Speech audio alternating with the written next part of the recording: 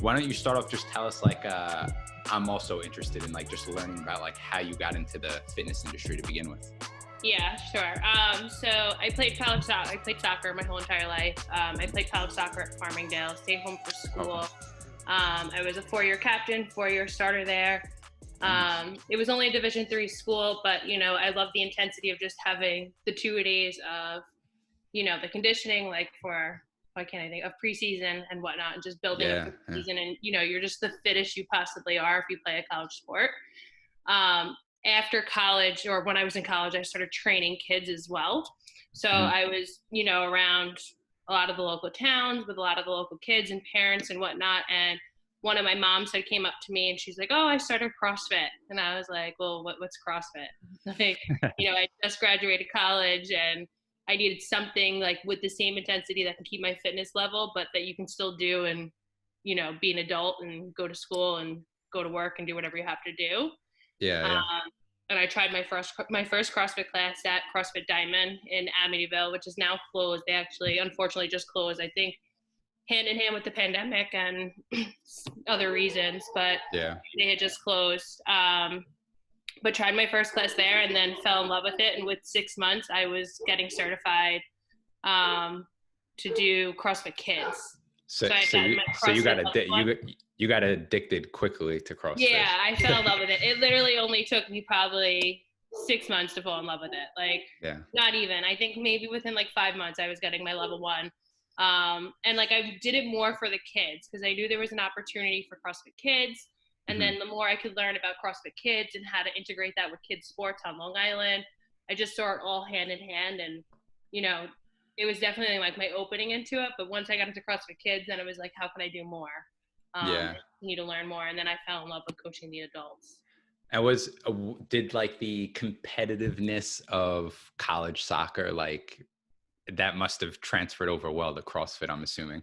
I mean, Yeah, I've actually never done a CrossFit class, but whenever I've seen one, they just seem like they're friendly competitive, you know? it is. And it all depends on the person, right? Because like you don't want to say the wrong thing that people are afraid to come try a CrossFit class. Yeah. Like that's Yeah. definitely, it's as competitive as you make it as an individual. So like, Mm. sorry, I have a I'm dog sorry. as well. That's okay. Um, cause it's as competitive as you want to make it as an individual, but for like somebody like me who's like cutthroat in certain sports and Yeah, yeah. situations, like I love it. That's what I look for. I'm home now and I sit there and I look at my leaderboard at the gym and I just, Mhm. I'll text my members and be like, why did you do this? And why Yeah. why were you so bad today? Like just making jokes with them. Yeah, yeah. Because like it's just who we are and like there's certain people that like Mhm. that intensity and whatnot. I'm the same way. My friend and I, it's probably nowhere near as serious as CrossFit, but like we have, it tracks like the calories you burn on your Apple Watch and you can list your workouts and stuff. Yeah, it's And like we'll comparing talk stuff to trash each to each other. other all the time. Like, oh, Exactly. you only did 800 calories yesterday. But First yeah, day off. I completely understand. Yeah. There's something to that. I think that it creates like a brotherhood, It's accountability too, yeah, right? and Like accountability for it's sure. like, are you feeling sick? Like if something's wrong, like why didn't you do something? Yeah, yeah. And it's just this sense of like camaraderie with it, like and all hand in hand on it. Mhm. Yeah. How did you get into opening your own CrossFit? So I coached at a few different boxes on Long Island. So I had Mhm. coached, like I said, I initially started at CrossFit Diamond, then I was at Yeah. CrossFit Cobalt when one of my buddies owned that gym, and then he had sold his partnership. Um, Took a few years off because I'd gotten into a pretty bad car accident and wasn't really able to do it, and just kind of like took a mental break from it, Yeah. and then went back into it and was really coaching a lot at two different gyms. At my gym, which was previously CrossFit 231, and at Islip CrossFit, I was going back and forth coaching a ton of classes on top of a full-time job. So like I had a That's a full-time lot. gig in food and beverage that I knew like I loved doing. It was still working with like a healthy beverage, healthy foods all the time, but it wasn't Mhm. what I wanted to do the rest of my life. So like Yeah. buying a gym was just the end goal. And how do I get there and how do I do it? And then this opportunity with Babylon CrossFit came up literally a year ago. October 1st will be a year that I've owned the gym. That there was a previous owner, Mike, who owns Bayport CrossFit. He Okay. had purchased CrossFit. It's like a long story. He had purchased CrossFit 231 and then converted it to Babylon CrossFit. Was trying to do both Babylon CrossFit and Bayport CrossFit, but himself, he has a young family as well, and it was just too much trying to do 2 CrossFit gyms at one time, I think. And he had, pretty much said like he was looking to get out, and I approached him about buying it, and it literally was a 30-day process. Like it happened very quickly, happened very unexpectedly, and that's kind of where I fell into it. And what kind of because I think this kind of ties in, like what kind of kid were you? Were you like an entrepreneurial kid? No. Like did you ever have like a did you ever have a dream? I never like liked I want to having own a my boss. own? I was always like, if you asked any of my previous bosses, like they would tell you I was a pain in the ass. I was very like outspoken. I always had an opinion on things. I'm very vocal. Mm-hmm. I'm very determined in that sense. And like, I'm very opinionated, I guess. So it's very hard for me to work for somebody, but not in the sense of like a disrespectful manner. It's just like, I always want to make everything better. And that's how I was as an employee, I think. So it's not like I grew up like creating all these great things, and I was always a leader. I was definitely always a leader. I was definitely always vocal. And I think that's like where, being the captain of my college soccer team really took into play, like, and just wanting to help others and how can we make things better. And if you ask anybody at my college, I think they would say they may have saw it in me, but I don't think I ever thought it could happen. I mean, that it would happen. Not that it could happen, but I got you. And as the gym owner, you're also like teaching the classes as well sometimes? Yeah. So right now I'm not teaching. But when we were closed from March to June 26th. I was 8 months pregnant when we returned, and I was coaching every single class by myself.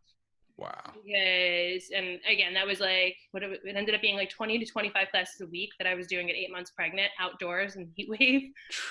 But our gym needed to get back to a financial stance that we could survive from COVID. So I was full-time coaching by myself. And then I'm just going to grab him.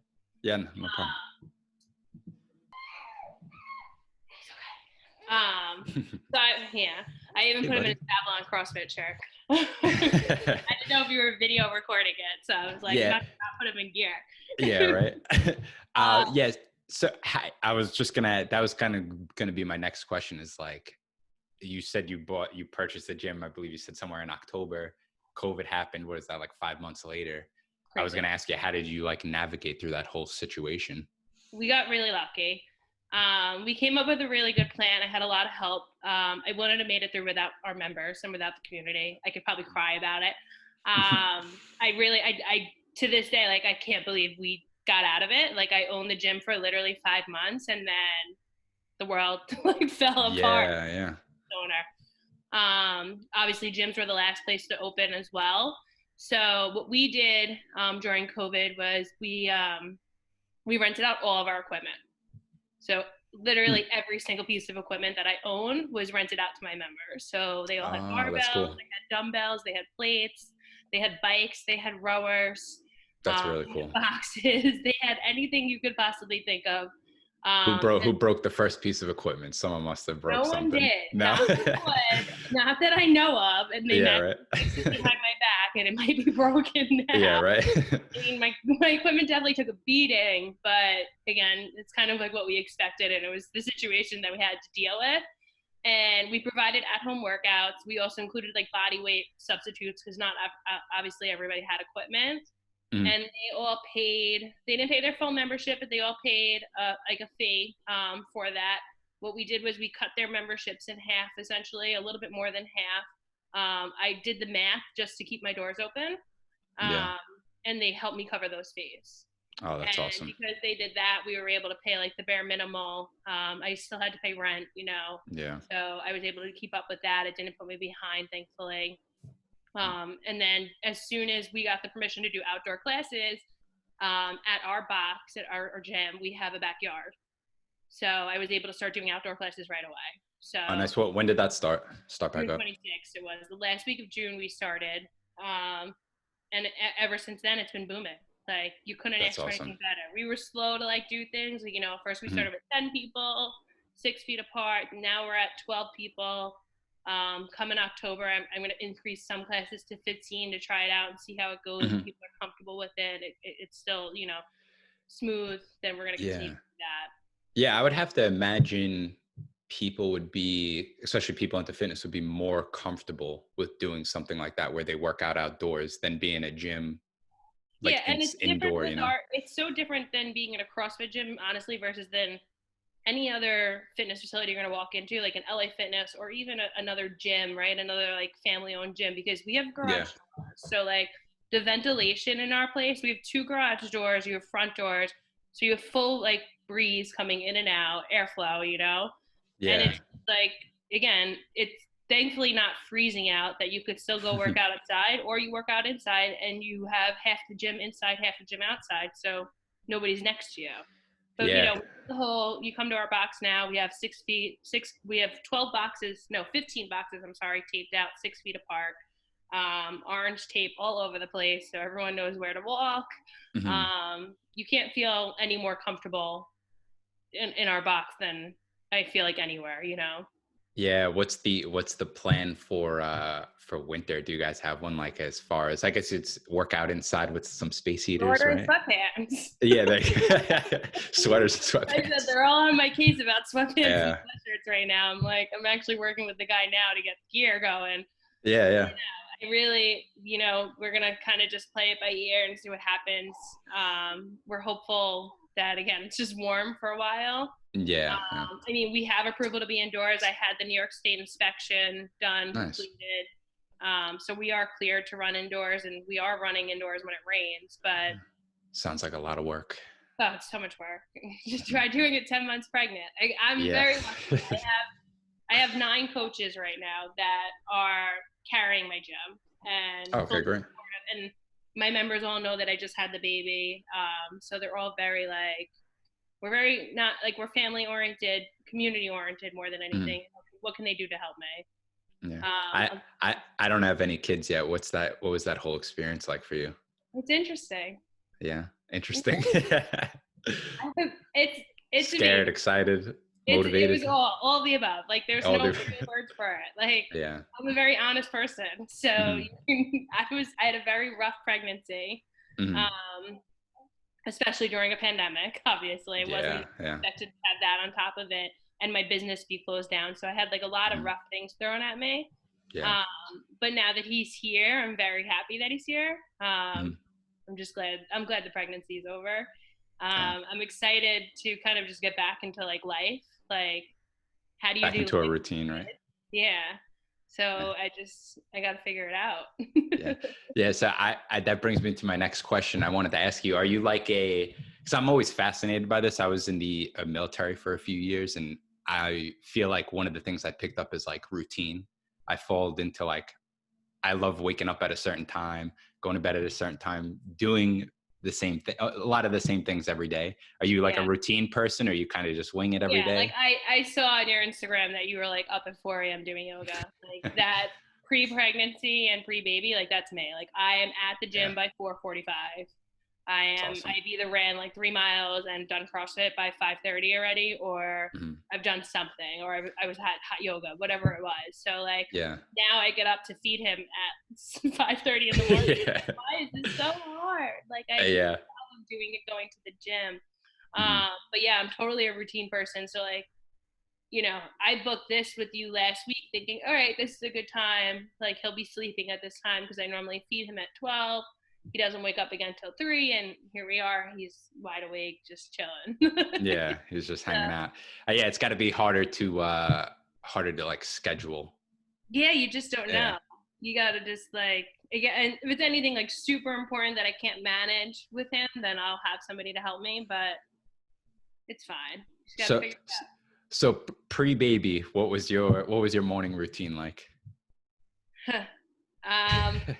I was at the 5 a.m. class, either coaching, mostly coaching, I would say, more than anything. And before you got to the gym, are you like a coffee or pre-workout person? What's your I'm more of pre-gym a look like? I'm more of a pre-workout person. I haven't had coffee yet. again since the baby came out. Yeah. So I'm trying, again, like once you get addicted to coffee, it's a lost cause for you. It's tough. Yeah, it's Yeah. tough to break So that cycle. I'm trying hard not to go back on it until I really, really need it. I feel like it literally is a drug. I know just so I don't mean to cut you off. It's Yeah. such a drug. I drank only 1 cup of coffee every day for months and months and months. During COVID, I cut coffee out completely for 45 days. And I was like, the first like 3 days, I had like a headache every day. I felt crappy. And I'm like, this is 100% a drug. But you got past it. I got past, and now I drink like a quarter cup a day. That's what I do before my workouts now. I do some like MCT oil, a little coffee, and call it a day. I'm a big pre-workout. I love the pre-workout. It's the best. Yeah, it's just it gets me going, and it just tastes so good. Like I look forward to it. It's probably another drug we're talking about, but it's so great. Exactly. Just all the drugs. Yeah. But yeah, it's the pre-workout, and then right before I got pregnant, I had just ran 2 marathons, so I was like the fittest I ever was. So I was either, going to the gym, working out, coaching, or going on a run. Mm-hmm. So whatever that were, I was doing 2 days at that point. I was doing CrossFit and I was doing running. But yeah, it was just whatever the morning brought, to be honest. Yeah. I'm just curious, do you, because I always struggle with like, what do I eat before I work out? Do I even want to eat? Like, I'm always confused every day before I'm a workout. I'm like, do I do a half a waffle? I don't even. You have to have something. You have to. I normally was never like that until I learned more about it, like nutritionally. Mm-hmm. Also, like the more and more people that I introduced to CrossFit, and they're not used to that intense of a workout when they first come in the door. Like most people that get nauseous, the first question is, "What did you eat before this?" They're like, "Oh, nothing." Okay, you need to eat something. So like, I don't care if it's a banana, I don't care if it's an apple, just something. It doesn't have to be like a full-fledged meal. If I'm counting macros, I'm eating like, I remember right before I got pregnant, I was doing macros, and I would go to like the 5 a.m. class. They're like, "Why are you wide awake?" I'm like, "Because I had 2 turkey sandwiches and 2 hard-boiled eggs." They're like, "Oh my God."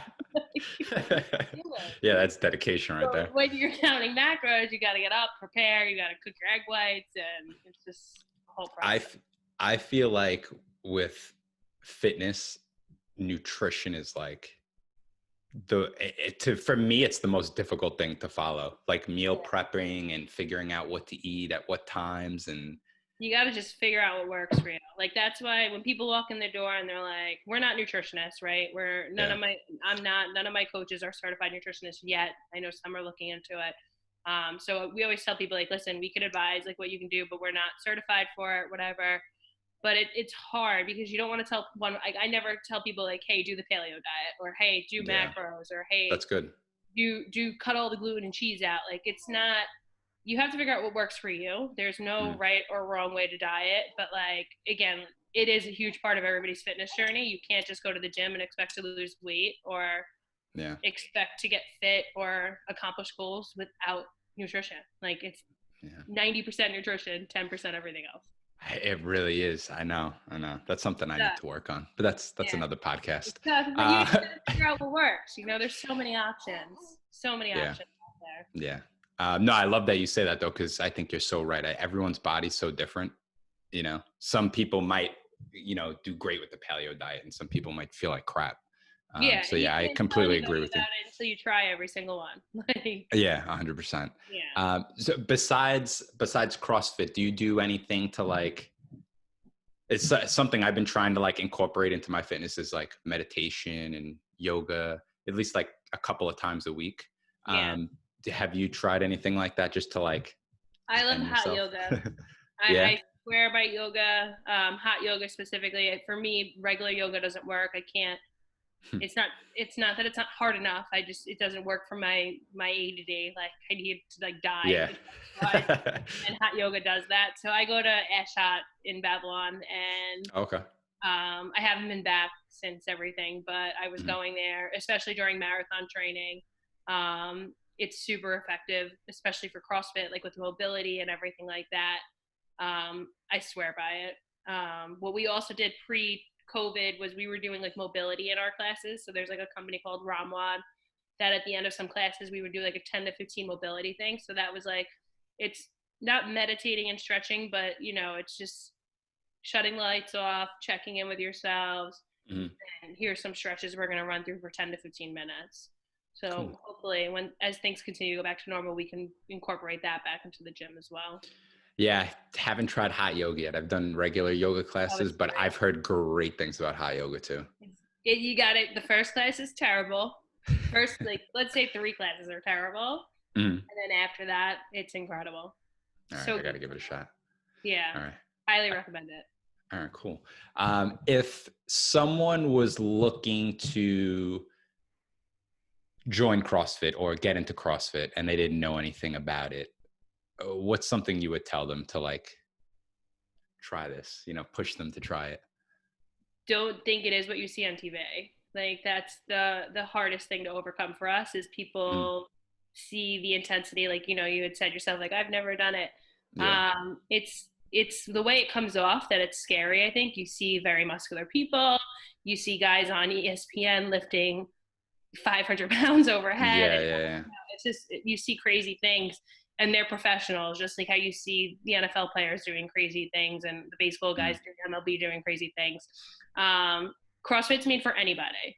If you go to the right gym with the right people, they're going to scale it according. And when I say scale, it's modifying the workouts to your individual needs. So like, say you come in and you've had right shoulder surgery and you just really can't do anything overhead. So like, we wouldn't have you go on our rig, which is our pull-up bar, and do the kipping pull-ups that we do, right? Like, it just wouldn't make sense. Everything is scalable to every individual. And that's the hardest part to overcome, I think, with people who don't know CrossFit.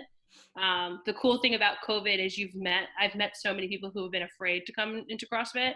And since we were one of the first places to reopen, they had no choice because they just wanted to work out. And it introduced us to a lot of new people. And they're like, I was always so afraid of the intensity. I was like, don't be. Like, we're not throwing people into workouts. Like, we're going into a class and we're like, listen, this is a 15-minute workout. The RX, which is prescribed weight, like what we're is the goal weight at the end of the day is 95-65. But for you, you're going to come in and you're going to do 35 pounds, or you might not do any weight, and you can still get the same workout as the guy next to you who's doing the 95 pounds and all the pull-ups. Like, that's really cool. It's the cool part about it. Yeah, it's so crazy. I do Brazilian Jiu-Jitsu, and there's people I know that don't join, that it's a similar, they put stuff in their mind when they've never tried it. It's just big, burly, heavyweights, fighting and bleeding. That, it's not like that. It's really like 100%. Some of the sweetest people you've ever met, Yeah, and it's like, as long as you're walking, and again, like, don't get me wrong, like, you can walk into the wrong CrossFit gym and get hurt. Like, I won't do that. I think nowadays you don't find that as much. There's too much education out there for CrossFit gyms, but you'll know if you're in the wrong place. Like, if they tell you, all right, just go load the barbell by yourself, like, walk out. Walk away. So to end this off, if somebody wanted to reach out to you or find you guys on social media, what's the best way to do that? So our Instagram handle is at Babylon CrossFit. Our website is www.babyloncrossfit.com. There's a submission form on there, like a contact us. You can just fill that out. That's probably like the easiest way. We're also on Facebook, Babylon CrossFit, and then we have an email, crossfitbabylon@gmail.com.